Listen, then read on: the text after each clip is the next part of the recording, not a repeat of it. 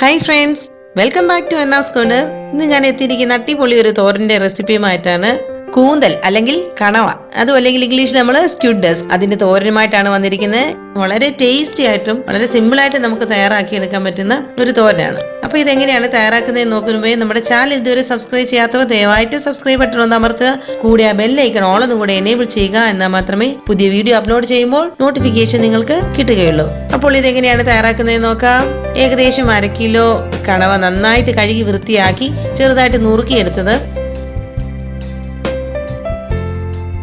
അതിൻ്റെ കൂടെ 1/2 ടീസ്പൂൺ വീതം ഇഞ്ചി വെളുത്തുള്ളി ചതച്ചത്, കുറച്ച് കറിവേപ്പില, 1/4 ടീസ്പൂൺ മഞ്ഞൾപ്പൊടി, 1/2 ടീസ്പൂൺ മുളക് പൊടി.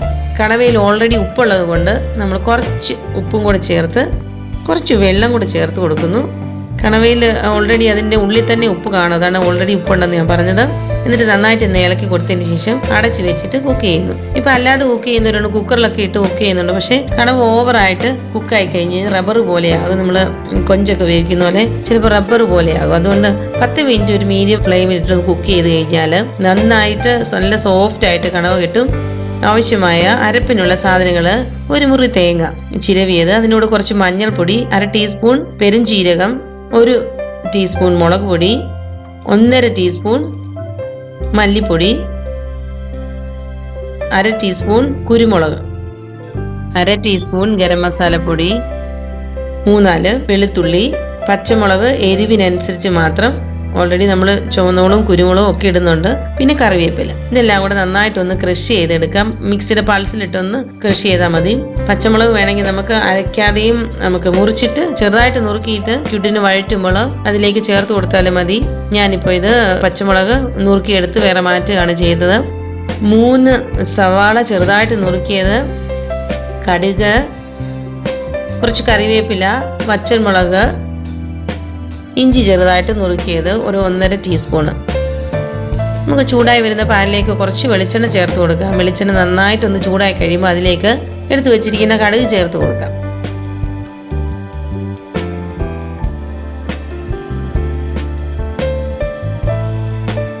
കടുക് നന്നായിട്ടൊന്ന് പൊട്ടി വന്ന് കഴിയുമ്പോൾ അതിലേക്ക് നമുക്ക് എടുത്തു വെച്ചിരിക്കുന്ന പച്ചമുളക് മുറിച്ചതും ഇഞ്ചി കറിവേപ്പില ഇത്രയും ചേർത്ത് കൊടുത്തിട്ട് അതിൻ്റെ പച്ചച്ചുവ മാറുന്നിടം വരെ നന്നായിട്ട് ഇളക്കി കൊടുക്കുന്നു. ഒന്ന് നന്നായിട്ട് വഴറ്റിയെടുത്തതിന് ശേഷം അതിലേക്ക് പച്ചമുളക് അരിഞ്ഞത് കൊണ്ട് ഞാൻ ചേർത്ത് കൊടുത്തു.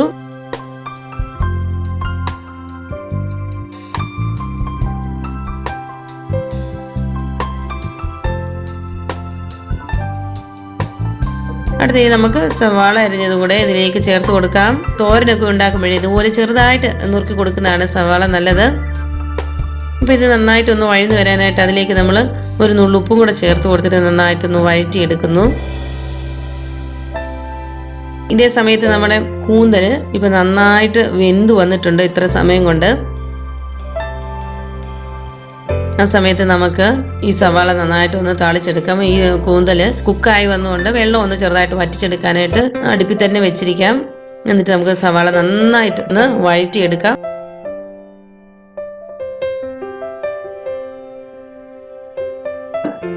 ഇത് നന്നായിട്ടൊന്ന് വഴന്നു കഴിയുമ്പോൾ അതിലേക്ക് നമ്മൾ അരച്ച് വെച്ചിരിക്കുന്ന അരപ്പൂടെ ചേർത്ത് എടുത്തിട്ട് നന്നായിട്ടൊന്ന് വഴറ്റിയെടുക്കാം.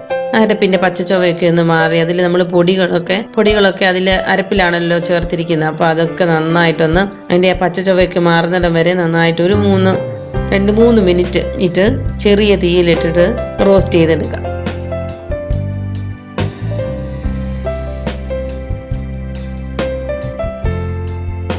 അതിൻ്റെ പച്ചച്ചുവയ്ക്ക് മാറി കഴിയുമ്പോൾ നമുക്ക് അതിലേക്ക് നമ്മൾ വേവിച്ച് വെച്ചിരിക്കുന്ന കൂന്തലും കൂടെ ചേർത്ത് കൊടുക്കാം.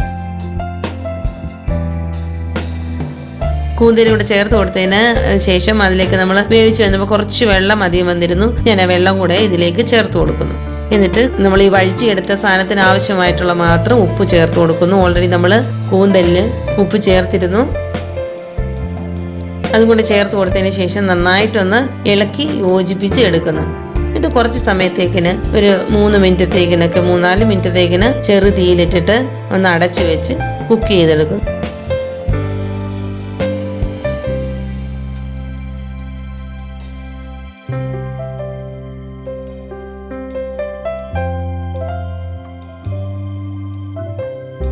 അപ്പോഴേക്കും ഇതിലേക്ക് അരപ്പൊക്കെ ഒന്ന് നന്നായിട്ട് പിടിച്ചു വരും. ഉപ്പും അരപ്പും എല്ലാം കൂടി യോജിച്ച് നല്ലൊരു മണമൊക്കെ വരുന്നുണ്ട്. ഇനി നന്നായിട്ട് നമുക്കിത് ഒന്ന് തുറന്ന് നോക്കിയിട്ട് നന്നായിട്ട് ഇളക്കി കൊടുത്ത് ഡ്രൈ ആക്കി എടുക്കാം.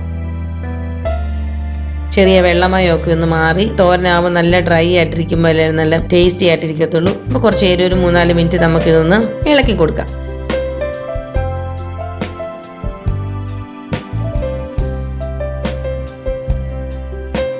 അതിൽ വെള്ളമൊക്കെ വറ്റി നല്ലതായിട്ട് ഇപ്പോൾ കിട്ടിയിട്ടുണ്ട്. ഇപ്പോൾ ഇതിലേക്ക് ഞാൻ ഈ ഒരു 1/4 ടീസ്പൂണോളം ഗരം മസാല വീട്ടിൽ പൊടിച്ചുണ്ടാക്കിയാണ് ഗരം മസാലയുടെ ചേർത്ത് നന്നായിട്ട് ഇളക്കി കൊടുക്കുന്നു.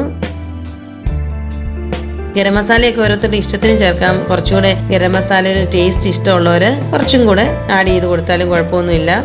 എന്നിട്ട് നന്നായിട്ട് ഒരു 2-3 മിനിറ്റും കൂടെ ഒന്ന് ഇളക്കി കൊടുത്തതിന് ശേഷം നമുക്കിത് ഫ്ലെയിം ഓഫ് ചെയ്തിട്ട് അതിലേക്ക് 1 ടീസ്പൂൺ പച്ച വെളിച്ചെണ്ണയും കുറച്ച് പച്ചക്കറിവേപ്പിലയും കൂടെ ചേർത്ത് നന്നായിട്ട് ഇളക്കിയിട്ട് നമുക്ക് ചൂടോടുകൂടി തന്നെ സെർവ് ചെയ്യാനായിട്ട് എടുക്കാം. അപ്പോൾ ഇതിങ്ങനെ ഈ തോരൻ കൂട്ടി നമുക്ക് കറിയൊന്നും ഇല്ലെങ്കിലും ഒരു പ്ലേറ്റ് ചോറ് ഒറ്റ ഇരിപ്പിന് കഴിക്കാൻ പറ്റും. അത്ര ടേസ്റ്റി ആയിട്ടുള്ള തോരനാണ്. തീർച്ചയായിട്ടും എല്ലാവരും ഇത് ട്രൈ ചെയ്ത് നോക്കുക. ട്രൈ ചെയ്തിട്ട് ഫീഡ്ബാക്ക് അറിയിക്കുക. പുതിയ വീഡിയോ അപ്ലോഡ് ചെയ്യുമ്പോൾ നോട്ടിഫിക്കേഷൻ ലഭിക്കാനായി ചാനൽ സബ്സ്ക്രൈബ് ചെയ്യാത്തവർ ദയവായിട്ട് സബ്സ്ക്രൈബ് ബട്ടൺ ഒന്ന് അമർത്തുക. കൂടെ ബെല്ലൈക്കൺ ഓൾ ഒന്നും കൂടി എനേബിൾ ചെയ്യുക. Thank you for watching. Take care. Bye bye.